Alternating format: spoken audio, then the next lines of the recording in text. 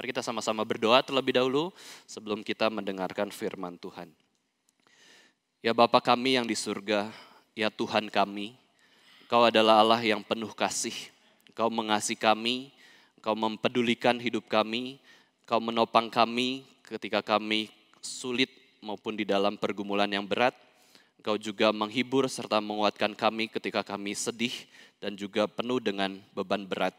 Kami bersyukur Tuhan, kami boleh menerima kasih Tuhan yang terbesar, yaitu ketika Engkau memberikan anak-Mu yang tunggal, yaitu Tuhan Yesus Kristus, untuk menjadi penebusan atas seluruh hukuman dosa kami.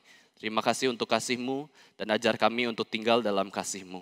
Kami juga bersyukur untuk kebenaran yang Tuhan berikan di dalam Alkitab, yang saat ini akan kami renungkan, yang saat ini akan kami pelajari bagaimana Tuhan boleh hidup dan juga bekerja dalam kehidupan orang percaya. Kami mohon Tuhan supaya Tuhan memberikan kami belas kasihan supaya kami boleh mengerti apa yang Tuhan ingin sampaikan kepada kami, dan melalui pemberitaan firman Tuhan kami boleh semakin mengenal Tuhan, kami boleh semakin bertumbuh, semakin dewasa di dalam Kristus. Berkatilah Tuhan setiap kami yang mendengar firman Tuhan. Di dalam nama Tuhan Yesus Kristus, Tuhan dan Juru Selamat kami yang hidup, kami sudah berdoa dan mengucap syukur. Amin. Ada kutipan anonim yang mengatakan, children are great imitators, so give them something great to imitate.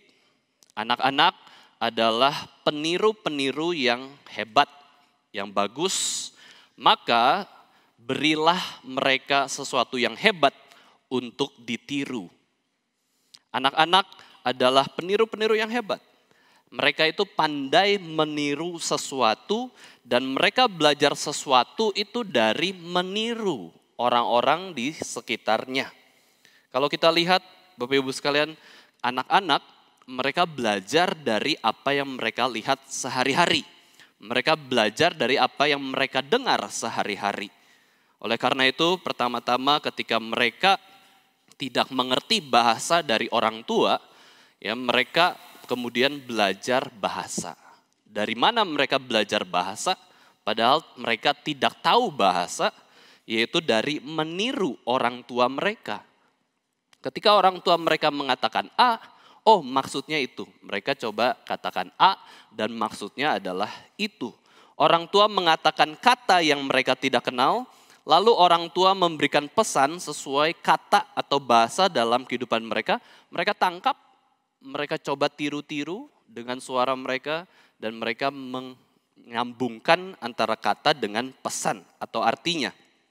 Anak-anak bisa berkata-kata atau melakukan sesuatu itu karena mereka banyak meniru dari orang lain.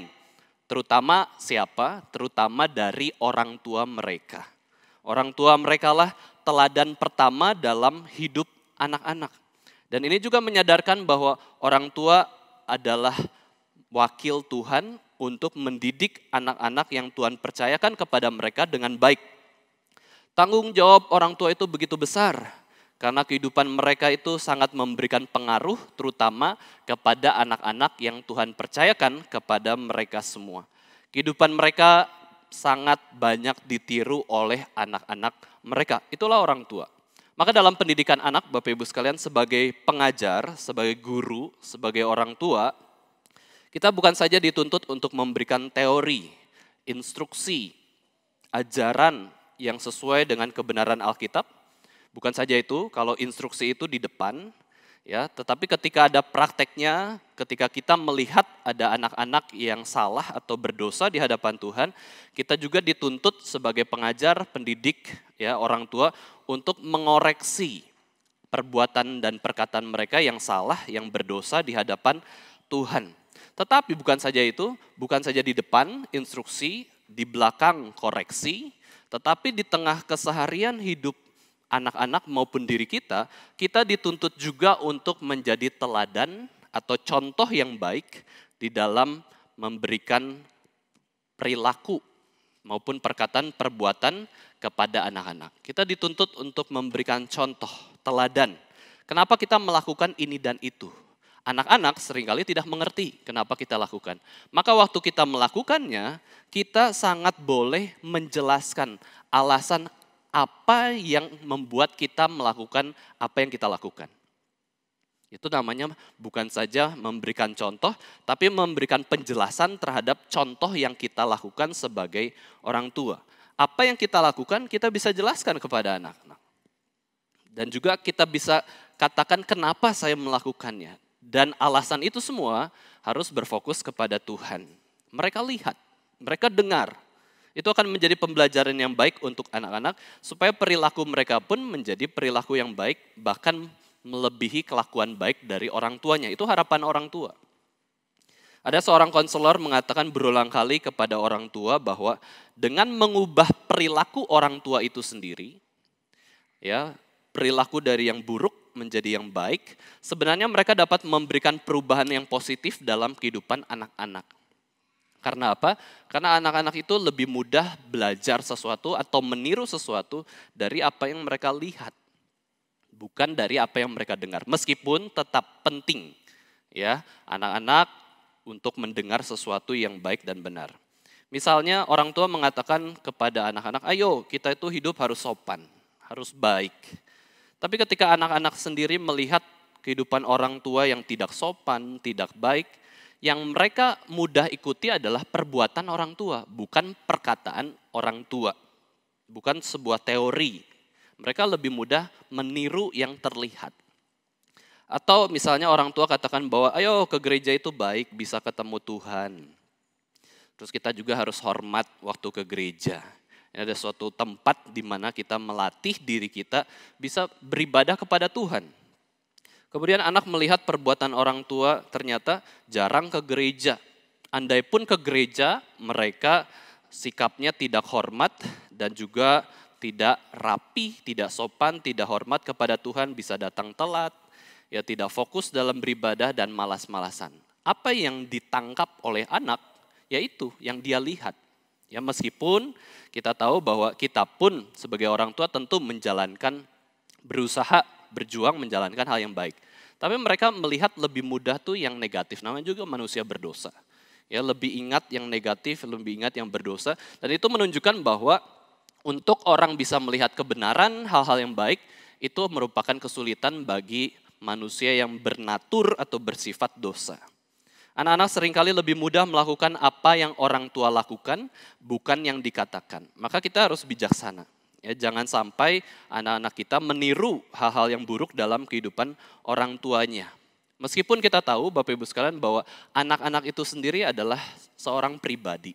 Mereka punya pikirannya sendiri, mereka punya emosinya sendiri, mereka punya kehendaknya sendiri. Dan bahkan kita tahu juga bahwa seorang anak yang sudah diberikan kehidupan dari Tuhan, mereka menerima dosa asal. Ya sudah berdosa sejak dalam kandungan, sehingga natur mereka adalah berdosa. Jadi tanpa diajar oleh orang tua, oleh kata-kata orang tua, oleh perilaku orang tua, mereka itu sudah mampu untuk melakukan dosa dengan luar biasa karena naturnya sudah jatuh dalam dosa. Tapi tetap peran orang tua adalah mengajar dan memberi teladan yang baik kepada anak-anak, sebab anak-anak adalah peniru yang hebat. Para peniru yang handal. Perlu usaha ekstra untuk mengajarkan suatu hal yang baik dan benar dibanding dengan dosa. Karena apa? Kecenderungan manusia itu berdosa. Begitu melihat praktek berdosa, ya mereka lakukan dosa. Tapi begitu mereka melihat praktek yang benar, yang baik, mereka susah untuk melakukannya. Itu asing bagi orang berdosa. Maka inilah kesulitan ya di dalam kehidupan manusia berdosa, mereka sulit untuk menerima hal-hal yang baik dan benar, bahkan tidak bisa. Hanya karena anugerah Tuhan saja kita boleh meneladani, ya anak-anak bisa melihat kebenaran, kebaikan, bahkan mengenal Tuhan dalam kehidupannya. Jadi yang lebih penting lagi, ya anak-anak itu butuh Injil, butuh firman Tuhan, butuh anugerah yang menyelamatkan dari Yesus Kristus sendiri. Maka di dalam kehidupan kita selain memberi instruksi yang sesuai firman Tuhan, memberi teladan yang sesuai dengan firman Tuhan, mengoreksi mereka ketika mereka berlawanan dengan firman Tuhan, kita harus juga mendoakan mereka supaya mereka menerima anugerah Tuhan itu yang begitu limpah. Kita doakan, kalau mereka belum percaya kepada Kristus, kita doakan, kita injili. Kalau sudah percaya kepada Kristus, kita doakan supaya mereka menjadi anak-anak Tuhan yang hidup kudus. Dalam pelayanan KKR regional, Bapak Ibu sekalian, kebanyakan yang kita layani adalah anak-anak SD, terus juga ada SMP dan SMA, dan juga ada TK ya. Bersyukur kita boleh melayani setiap jenjang di sekolah-sekolah.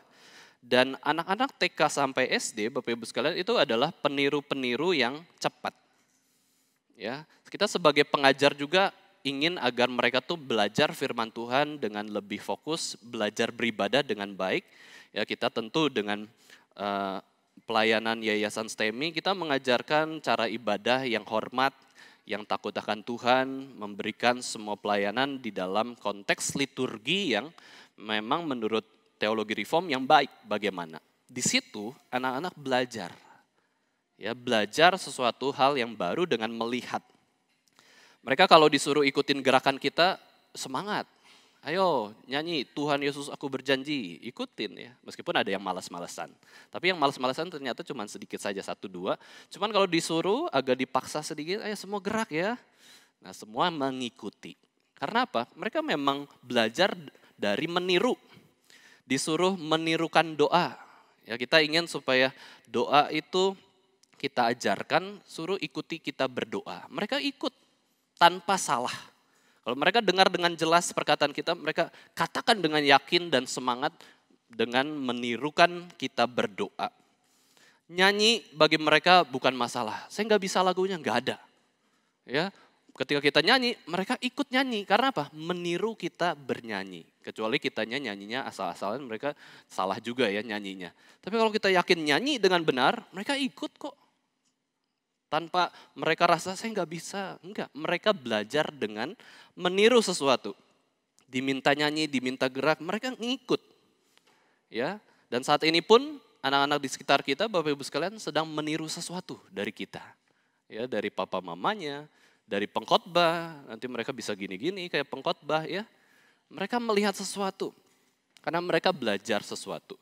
Nah, waktu kita ajak anak-anak beribadah bersama-sama dengan kita di ibadah intergenerational worship, sebenarnya unsur pengajaran adalah agar anak-anak bisa belajar melihat orang-orang dewasa yang hidupnya lebih lama dari mereka bagaimana beribadah kepada Tuhan.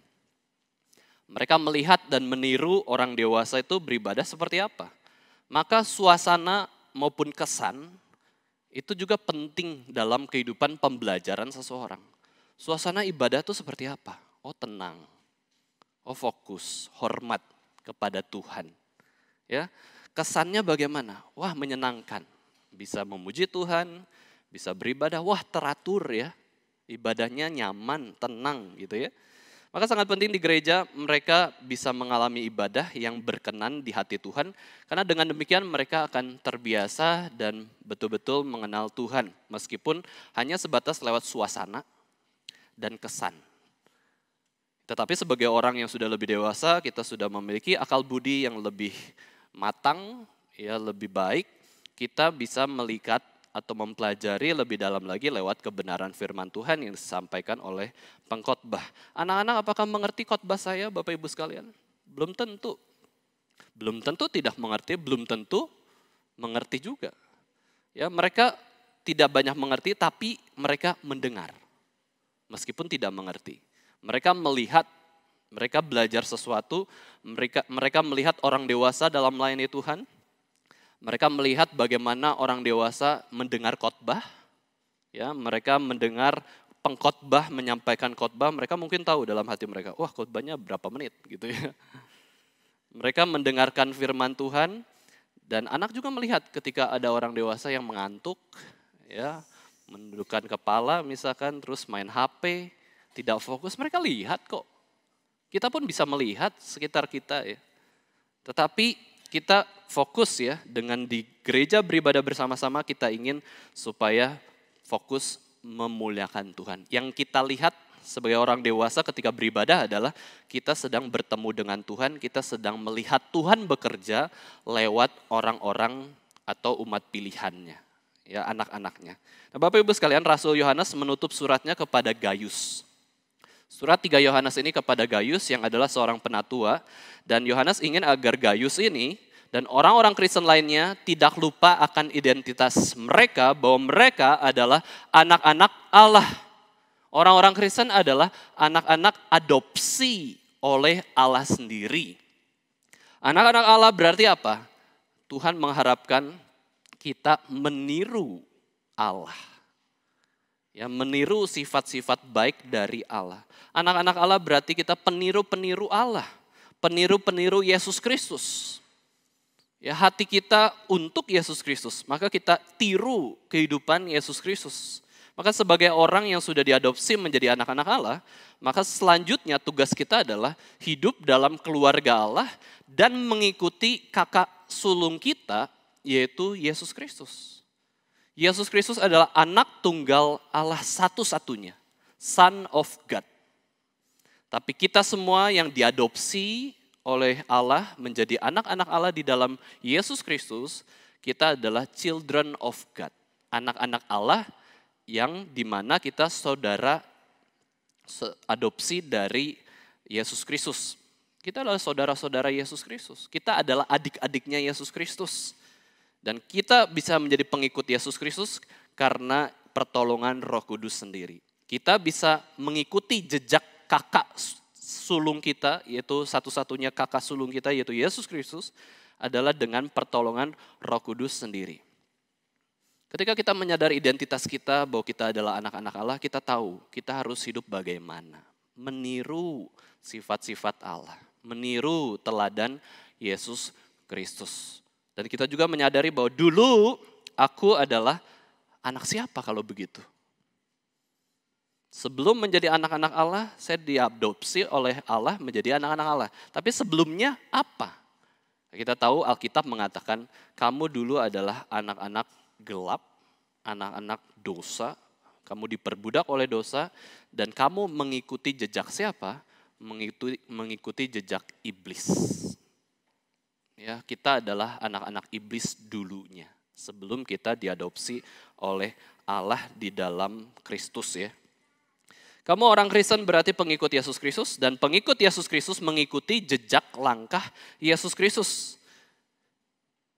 Menjadi pengikut Yesus berarti menjadi peniru Yesus Kristus. Nah, Bapak Ibu sekalian, ada 3 hal baik yang diungkapkan oleh Yohanes berkaitan dengan anak-anak Allah dalam pembahasan kita hari ini. Yang pertama, Rasul Yohanes jelaskan waktu di dalam tulisannya kepada Gaius, dia jelaskan bahwa anak-anak Allah adalah orang-orang yang setia mengasihi sesama anak-anak Allah yang lainnya. Meskipun anak-anak Allah itu adalah orang asing sekalipun. Sekalipun kita tidak kenal dia, tetapi ketika kita tahu bahwa dia orang Kristen yang sungguh-sungguh, ya kita ada kesetiaan untuk mengasihi dia. Karena dia bagian dari keluarga kita, keluarganya Allah. Ya, maka kita mau mengasihi, mau ramah terhadap saudara di dalam Yesus Kristus. Pada waktu itu, zaman itu memang banyak sekali mereka bertemu dengan orang-orang Kristen yang lainnya dan mereka tidak kenal siapa. Karena orang Kristen itu tersebar ke berbagai wilayah karena penganiayaan dan penderitaan, maka ada kalanya mereka didatangi oleh seseorang asing, dan ketika ngobrol-ngobrol ternyata dia adalah pengikut Yesus yang sedang mengabarkan Injil. Nah, Yohanes katakan bahwa anak-anak Allah itu sangat menghormati orang-orang Kristen yang mengabarkan Injil, yang sedang berkeliling, berkelana, dan kesulitan dalam hal tempat singgah atau tempat tinggal. Dan di dalam hal itu orang Kristen mau mengasihi sesama orang Kristen, apalagi mereka sedang membutuhkan pertolongan di dalam pekabaran Injil. Maka ini adalah sikap yang baik sebagai anak-anak Allah. Waktu kita ketemu anak-anak Allah yang lainnya, kita mau mengasihi. Kan sama-sama dari keluarga yang sama. Masa kita nggak mau mengasihi keluarga kita sendiri? Masa kita tidak mau baik terhadap saudara kita sendiri? Ini ibarat saudara sekalian, gambarannya contoh paling umum adalah ketika kita orang Indonesia pergi ke luar negeri, entah itu Jepang, mungkin Taiwan, terus kemudian kita sendirian di sana. Dan akhirnya kemudian ketemulah dengan orang Indonesia yang lainnya, bisa bahasa sendiri, wah bisa dari asal yang kota yang sama bahkan, kota Solo. Wah, kita pasti sangat senang dan ingin mengasihi dia, ingin dekat-dekat dengan dia dan tidak ingin berpisah di negeri orang. Ya demikian juga ketika kita sebagai pengembara di dunia ini, ya ada kalanya kita tidak bertemu dengan orang Kristen lainnya, Terus ketika ketemu dengan orang asing dan dia adalah orang Kristen dan dia sedang mengabarkan Injil, kita sangat ingin mengasihi dia, sangat ingin mengenal dia, dan juga betul-betul bekerja sama untuk mengabarkan Injil. Ya, demikianlah itu sikap dari anak-anak Allah. Kita punya ikatan saudara di dalam Kristus Yesus. Pertama-tama kita diajarkan untuk mengasihi di dalam keluarga. Setiap orang yang lahir dalam satu kehidupan ini, dia belajar mengasihi di antara anggota keluarga dulu kan. Dan kemudian akhirnya mengasihi orang lain. Demikian juga sebagai orang Kristen yang sudah dilahir kembalikan oleh Roh Kudus, kita sudah masuk diadopsi di dalam keluarga Allah, kita belajar dulu ya mengasihi saudara seiman. Memang Alkitab mengatakan bahwa Tuhan perintahkan hukum yang terutama adalah mengasihi sesama manusia, semuanya. Ya, tetapi ya kita dilatih lebih mudah untuk mengasihi yang antar anggota keluarga dulu. Kalau kita antar anggota keluarga saja tidak mengasihi, lalu kasih kepada orang lain itu apa? Maka kadang-kadang saya lihat, kok ada ya orang itu tidak mengasihi keluarganya sendiri, tapi begitu kepada orang lain, langsung mengasihi luar biasa. Itu tuh apa? Ada motivasi apa? Keluarga yang begitu dekat, satu sama-sama sumbernya, terus bersama-sama terus, ya berjuang, berhidup bersama-sama tidak dikasih, tetapi orang asing, langsung dikasih. Tapi Alkitab menyatakan ya, Bapak Ibu sekalian, kita diajar untuk mengasihi semua orang. Tapi orang-orang Kristen kita belajar juga mengasihinya.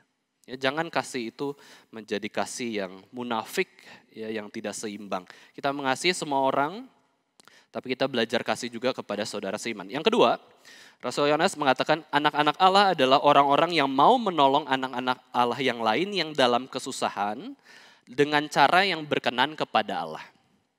Ya, konteksnya adalah orang-orang Kristen yang dalam perjalanan pemberitaan Injil dan mereka penuh tantangan. Mereka harus berkelana, memberitakan jalan kebenaran, memberikan kabar baik, tapi ya di dalam perikop yang sudah kita baca barusan, itu mereka tidak dapat apa-apa.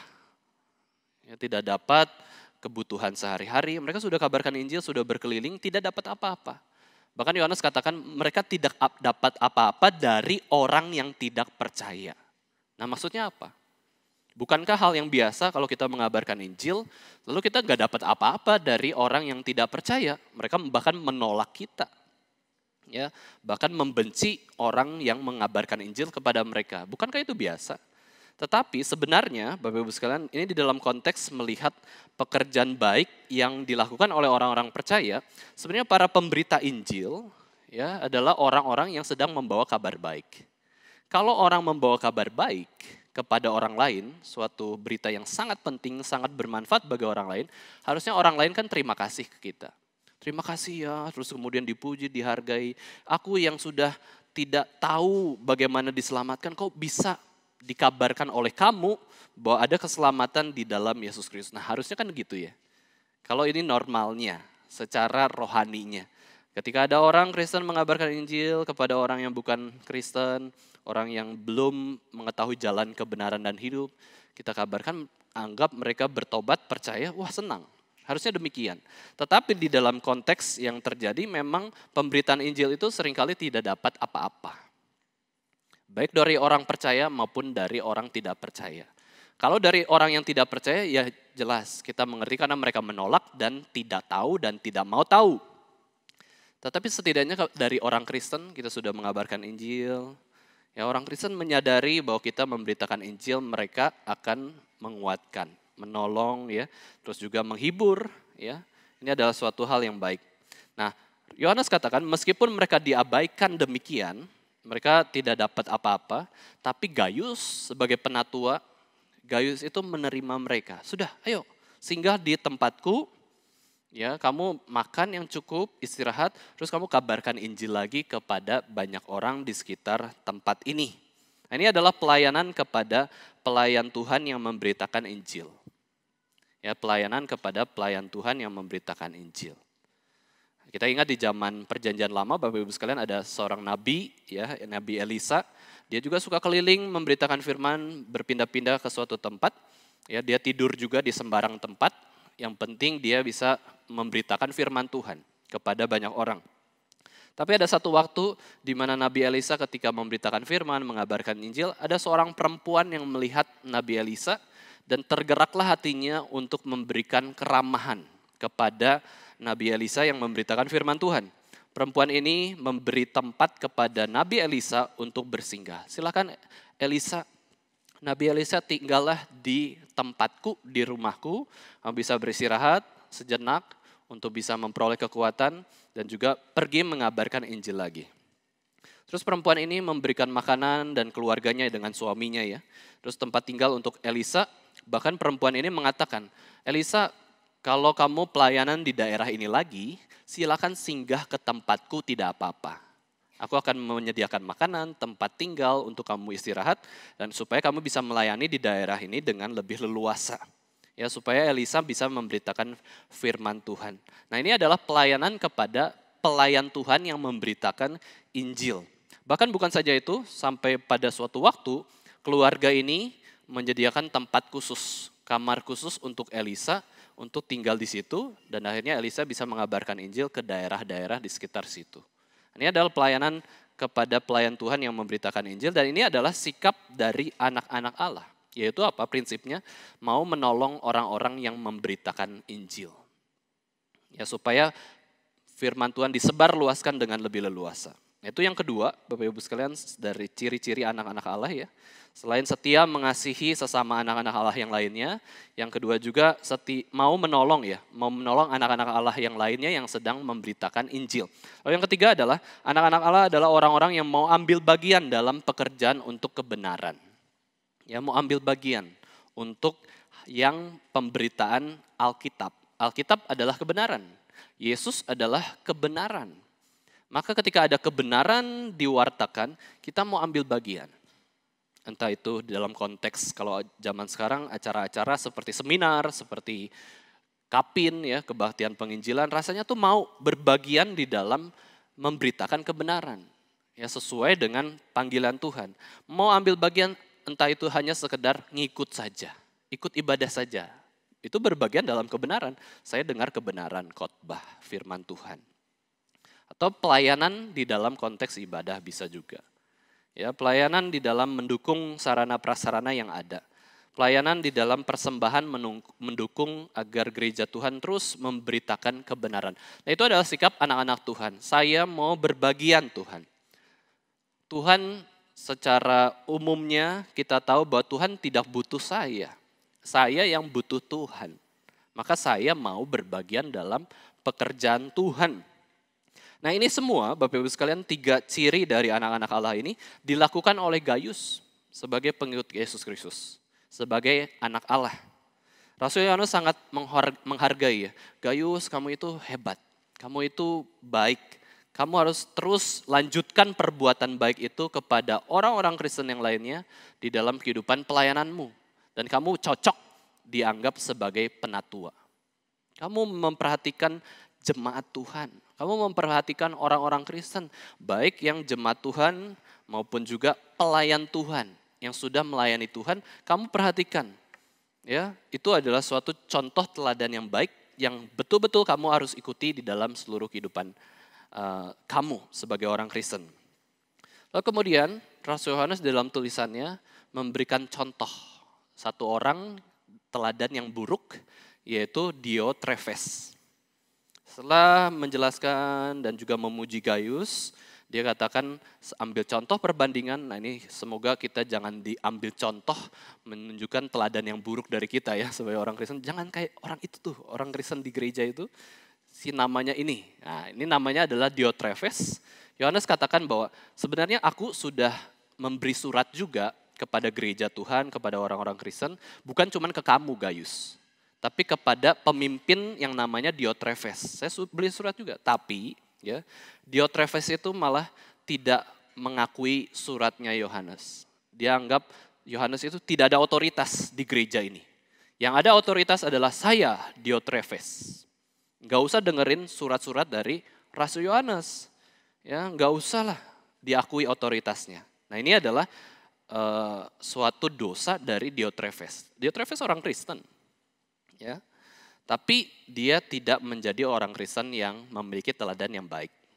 Apa saja dosa dari Diotrefes? Nah, kalau kita lihat dari firman Tuhan yang sudah kita bahas tadi, itu dia dikatakan sebagai orang yang sombong. Aku orang Kristen, aku lebih hebat daripada orang-orang Kristen yang lainnya. Aku pelayanan, aku banyak mengerjakan pekerjaan Tuhan. Aku juga memberitakan Injil.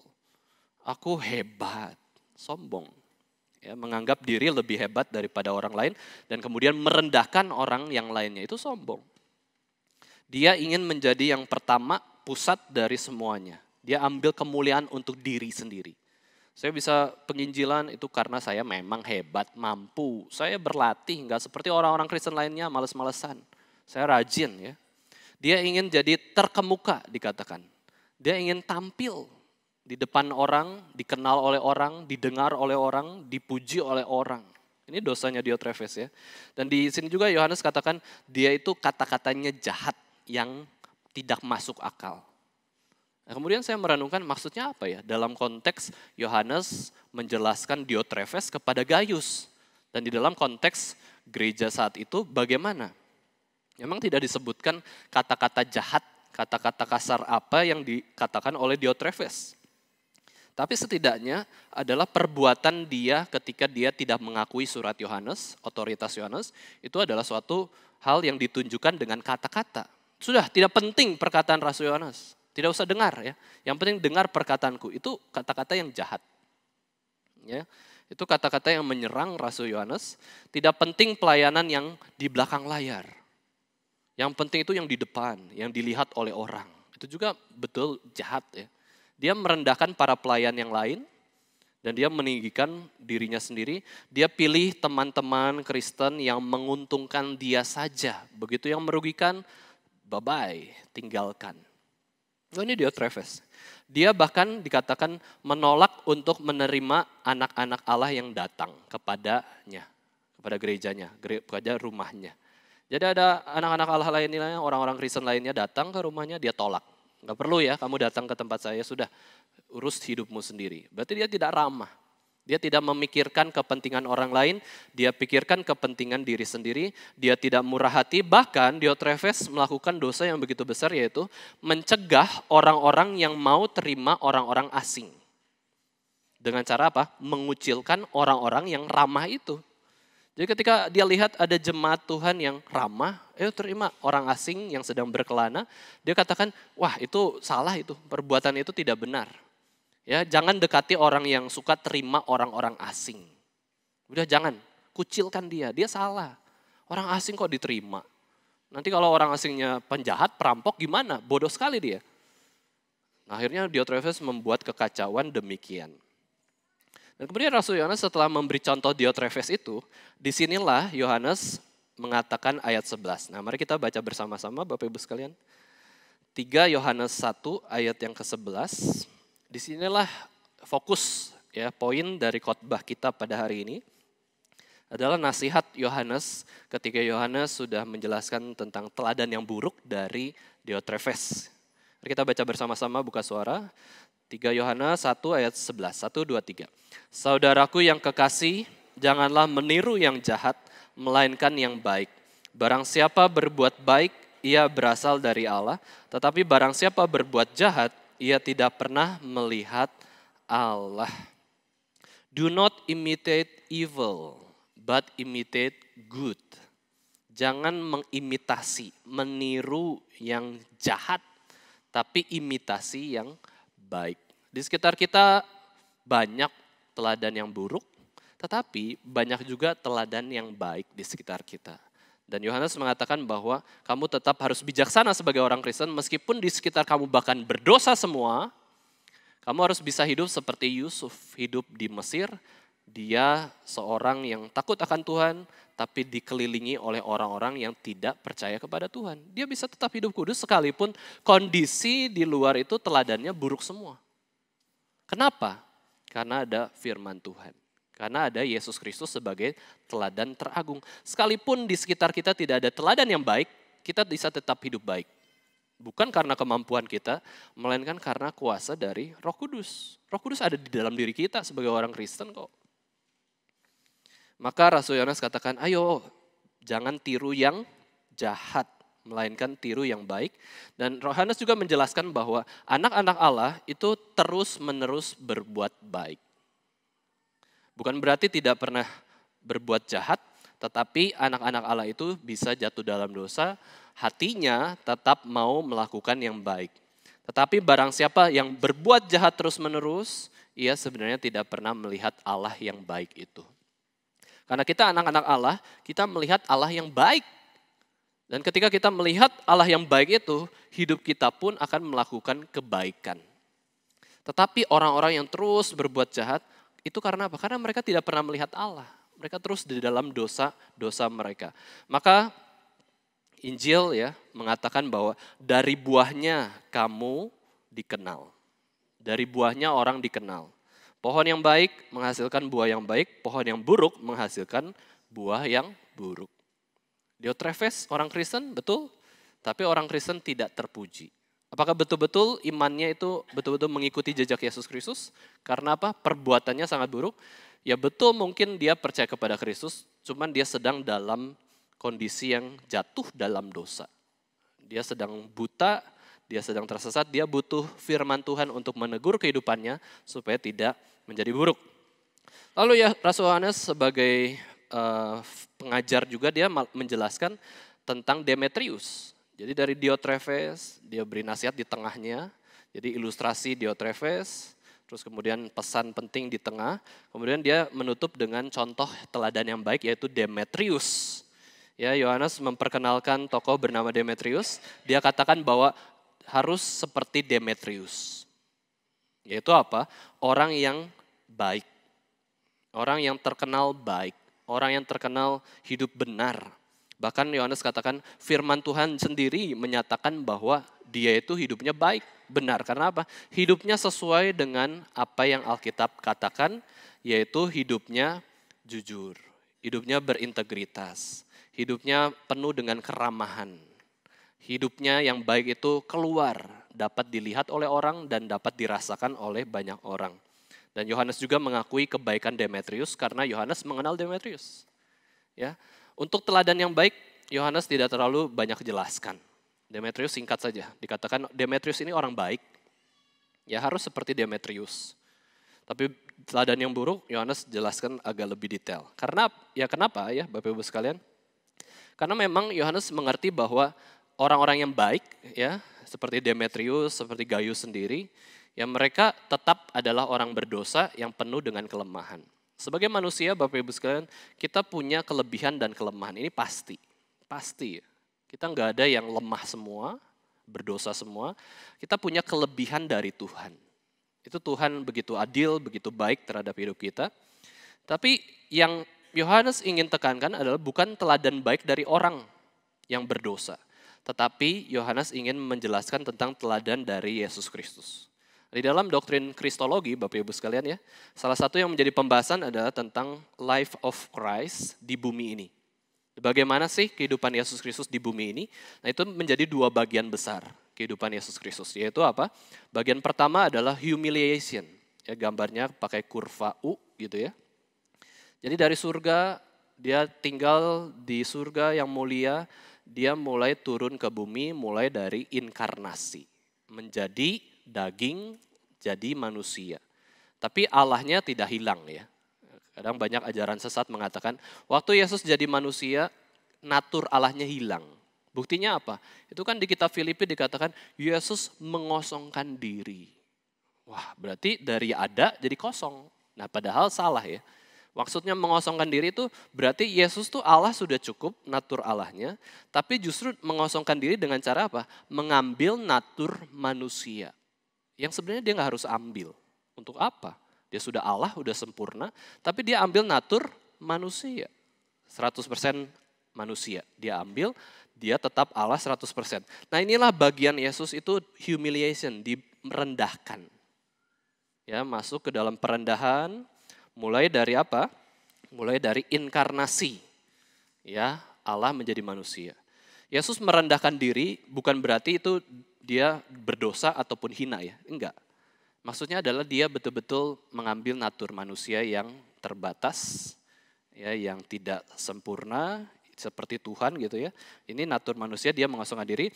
Lalu kehidupan Yesus Kristus, ya teolog mengatakan bahwa kehidupan Yesus Kristus itu selalu menderita.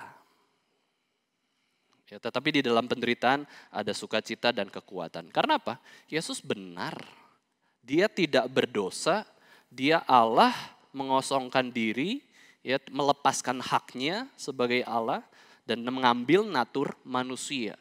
Dia sedang menderita hidupnya, turun dari inkarnasi menjadi manusia lewat Maria, ya. Kemudian hidupnya terus menderita, bahkan Yesus dihakimi, dianggap penyesat, dipukuli, diludahi, disiksa, dihakimi, diadili secara tidak adil, dan Yesus disalibkan di atas kayu salib. Maka Alkitab mengatakan, Perjanjian Lama mengatakan dia itu adalah hamba yang sangat menderita. Dia nggak harus jadi manusia, ya, tapi dia rela jadi manusia. Dia orang benar, tapi diperlakukan sebagai orang berdosa, penjahat. Dia orang yang suci, tidak pernah berdosa. Dia baik, malah dijahatin orang. Menderita hidupnya sampai dia mati di atas kayu salib untuk menyerahkan hidupnya menjadi korban hidup, ya, bagi Tuhan. Dan dia juga mati menanggung maut supaya kita boleh selamat. Supaya hukuman dosa kita ini yang harusnya kita tanggung, itu ditanggung Yesus dan kita boleh memperoleh hidup yang kekal. Inilah bagian pertama dari kehidupan Yesus Kristus, yaitu humiliation, perendahan diri sampai titik terbawah, yaitu mati. Terpisah tubuh dan rohnya, dan dia menanggung neraka di atas kayu salib, yaitu keterpisahan dengan Allah yang harusnya kita tanggung. Dan kemudian bagian yang kedua, Bapak Ibu sekalian, kehidupan Yesus Kristus adalah bagian exaltation, ya, bagian pemuliaan. Setelah Yesus mati dikuburkan, dan pada hari yang ketiga, nah inilah baru Yesus mulai ditinggikan, dimuliakan. Yesus bangkit dari kematian, dia memakai tubuh kebangkitan. Dia tidak lagi terbatas materi. Ya, dia bisa terlihat oleh para muridnya, dia bisa menembus materi, tubuhnya sudah diperbaharui menjadi tubuh kebangkitan, tubuh yang mulia. Tapi Yesus sengaja, ya, tetap membiarkan tanda salib, tanda tombak, tanda paku, ya, tanda paku di tangan, di kakinya, tombak di lambungnya, dia biarkan, gak apa-apa. Ini bukan dosa. Ini justru adalah tanda kasih kepada orang-orang ketika nanti melihat tubuh kebangkitan Yesus Kristus, gitu ya. Dan kemudian Yesus Kristus menampakkan diri selama 40 hari dan Yesus naik ke surga. Ini adalah tahap pemuliaan. Yesus duduk di sebelah kanan Allah, ini dalam arti Yesus memerintah di surga bersama dengan Allah Bapa, ya. Dan juga Yesus nanti saat pemuliaan tertingginya adalah ketika Yesus datang kedua kalinya ke bumi ini. Ya, dia datang dengan penuh kemuliaan, penuh kuasa, dan menghakimi semua orang yang hidup dan yang mati. Ya, semua akan dibangkitkan di akhir zaman. Nah, inilah kehidupan Yesus Kristus, Bapak Ibu Saudara sekalian. Tahapan pertama humiliation, tahapan kedua adalah exaltation. Bila ikut Yesus, Bapak Ibu sekalian, berarti kita harus memiliki hidup yang seperti ini. Hidup yang merendahkan diri.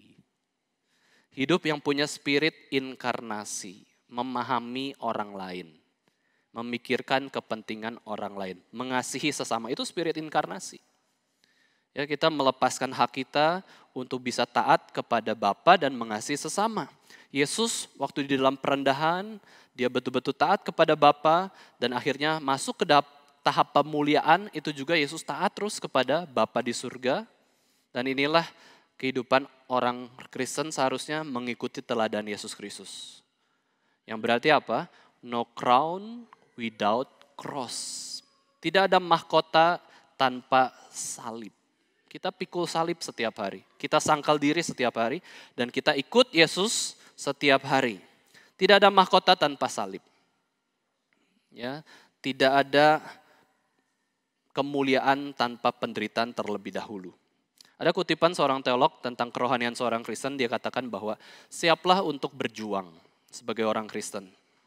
Jika mau dapatkan kemenangan harus berjuang. Ya. Tanpa perjuangan dan pergumulan, kamu tidak dapat memperoleh mahkota kesabaran.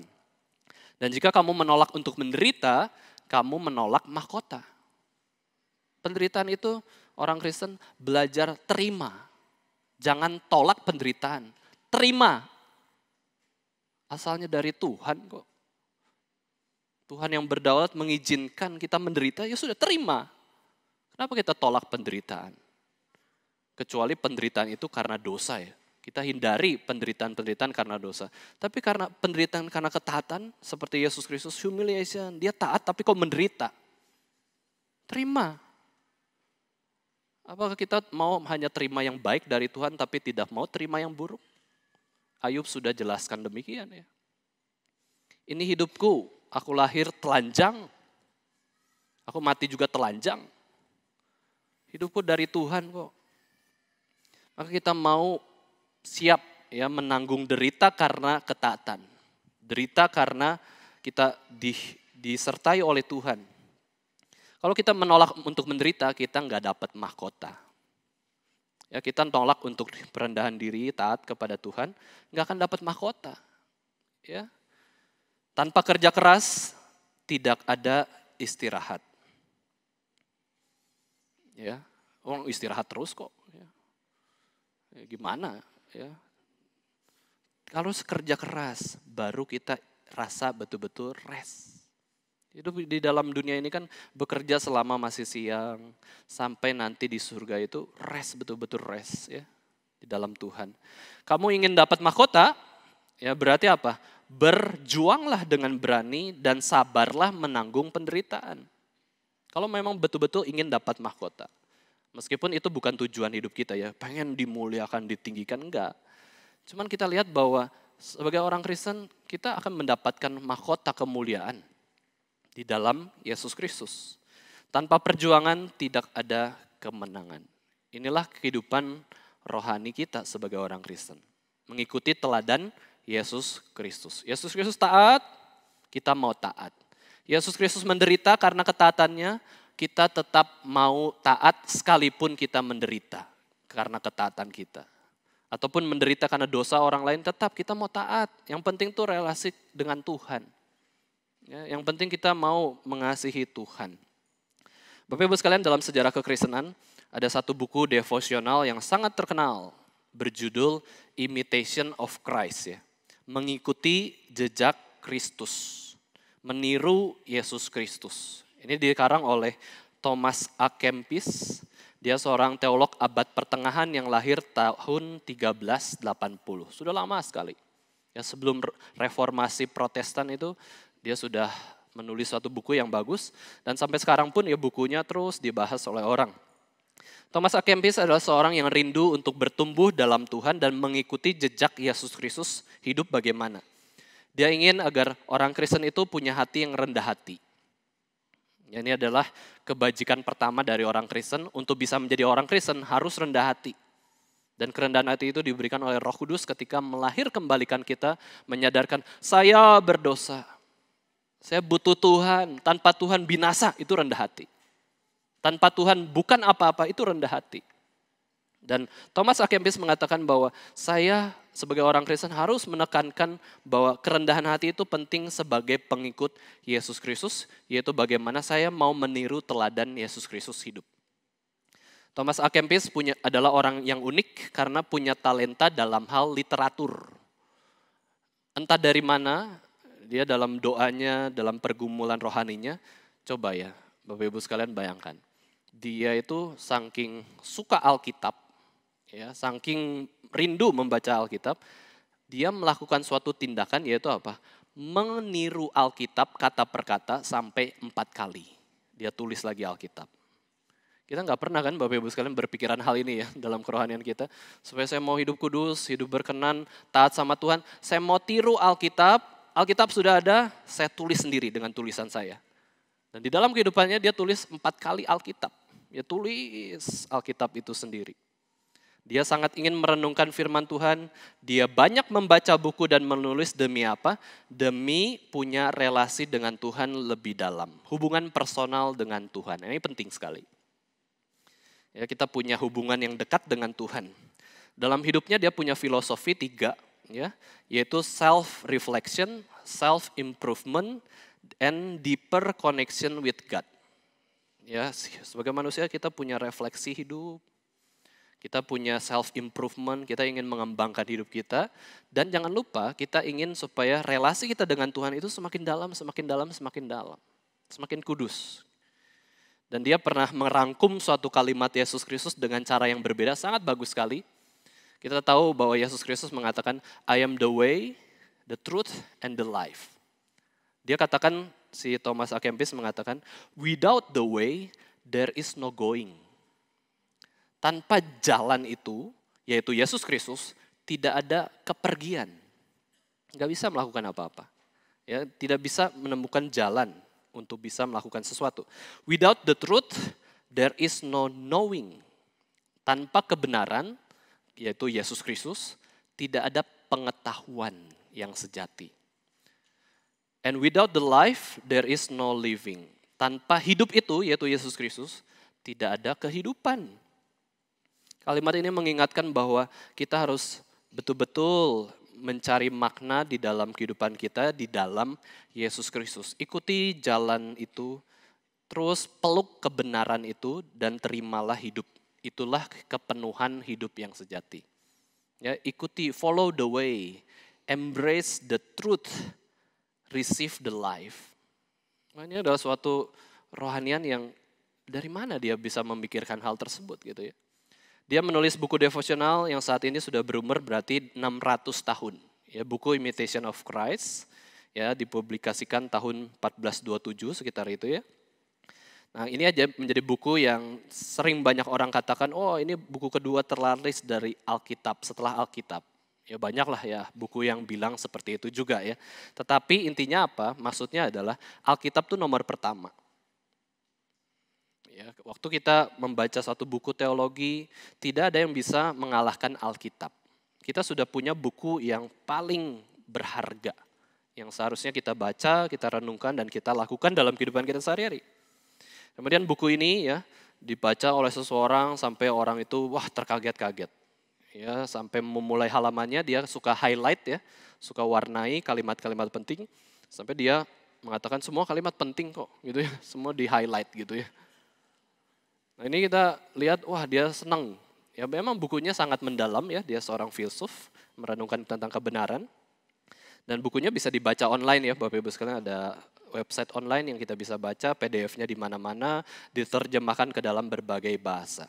Tapi poinnya adalah Thomas A. Kempis menasihati dalam buku itu ya, Imitation of Christ itu, di tengah-tengah kita menjunjung tinggi pengetahuan. Ya, pengetahuan itu sangat berharga, begitu tinggi. Dia katakan bahwa waktu kita belajar sesuatu kebenaran, pengetahuan, dalam pembelajaran kita, jangan lupakan sikap rendah hati, sederhana, dan punya iman. Ya, kita baca buku tuh rendah hati, mau belajar sesuatu kebenaran, terus sederhana aja, gak usah rumit-rumit hidup ya. Hidup sudah rumit, tidak perlu dirumitkan oleh kita sendiri, sederhana baca. Terus dengan penuh iman, ini benar saya percaya, sesuai Alkitab saya lakukan. Wah itu adalah suatu sikap membaca yang sangat indah. Kita baca tuh bukan pengen tahu. Ya pengen tahu terus tambah pengetahuan. Saya hebat. Saya lebih Kristen yang lebih kudus karena saya banyak pengetahuan. Saya banyak hafal Alkitab. Bukan. Kita baca Alkitab tuh dengan sikap rendah hati mau taat. Ini firman Tuhan saya mau lakukan. Saya mau menyenangkan Tuhan. Ya. Dia katakan bukan pertambahan pengetahuan yang menguntungkan kerohanian orang, tetapi pengejaran hikmat yang sungguh-sungguh dan rendah hati yang menguntungkan kita. Ya, kita mau hikmat Tuhan dengan membaca. Ya. Dan yang paling penting bukan pengetahuan yang banyak tentang iman, melainkan yang paling penting adalah praktek iman dan mengasihi Tuhan. Itu jauh lebih penting daripada banyak pengetahuan. Yang membuat kita hidup kudus adalah praktek kebenaran firman Tuhan, bukan banyaknya pengetahuan. Ya bukan berarti pengetahuan tidak penting ya Bapak Ibu sekalian. Dia baca kok. Dia baca Alkitab, dia bahkan salin Alkitab sendiri. Dia sangat cinta pengetahuan. Tapi banyak orang mendewakan pengetahuan. Harus tahu. Siapa bilang? Yesus sendiri mengatakan anak manusia sendiri tidak tahu kapan datang. Di akhir zaman saya tidak tahu waktunya kapan kok. Yesus sendiri tidak tahu. Ada hal yang dia tidak tahu. Tapi dia taat 100% kepada Tuhan. Karena apa? Dia mau mengasihi Tuhan. Dia mau mempraktikkan kebenaran firman Tuhan. Bukan tahu. Hanya tahu. Terus tidak ada perbuatannya. Itu tidak menguduskan hidup kita. Meskipun pengetahuan sangat penting. Bapak Ibu sekalian, Alkitab mengajarkan bahwa teladan teragung yang kita miliki adalah Yesus Kristus. Dia Tuhan dan Juru Selamat betul. Tapi dia juga manusia 100%. Dia 100% Allah, dia juga manusia 100%, dia dicobai sama seperti kita, tapi dia tidak berdosa. Yesus sudah memberikan teladan dan jejak-jejak kakinya di depan kita. Sudah ada jejak kaki Yesus bagaimana harus hidup. Sudah dijelaskan di dalam Alkitab.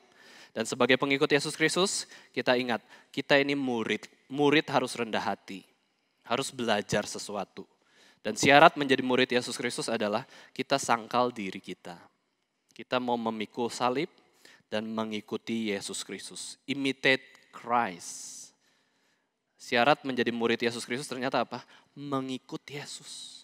Ya, meniru teladan Yesus Kristus. Meniru jejak Yesus Kristus. Pertanyaannya Bapak Ibu sekalian, sudahkah hidup kita itu sebagai orang Kristen yang katanya orang Kristen, sudah betul-betul meniru jejak Yesus Kristus? Mulai dari pakaian kita, apakah betul-betul itu seperti prinsip hidup Yesus Kristus? Mulai dari pola pikir kita, perkataan kita, tingkah laku kita, betul-betulkah kita sudah mengikuti teladan Yesus Kristus? Baik di dalam pekerjaan, pelayanan, dalam perkataan dan perbuatan kita bagaimana? Apakah saya sudah mengikuti teladan Yesus Kristus atau belum? Kalau sudah lakukan, terus lakukan. Dan ingat, itu karena pertolongan dari Roh Kudus. Kalau belum lakukan, kita minta ampun. Cara hidup kita ternyata tidak mengikuti Yesus Kristus. Tidak serupa dengan Yesus Kristus, tidak mengikuti prinsip hidup Yesus Kristus. Marilah kita tiru Yesus Kristus. Ikuti jejak langkahnya, kita mau hidup seperti Yesus Kristus hidup kudus, hidup berkenan di hadapan Allah. Amin. Mari kita sama-sama berdoa.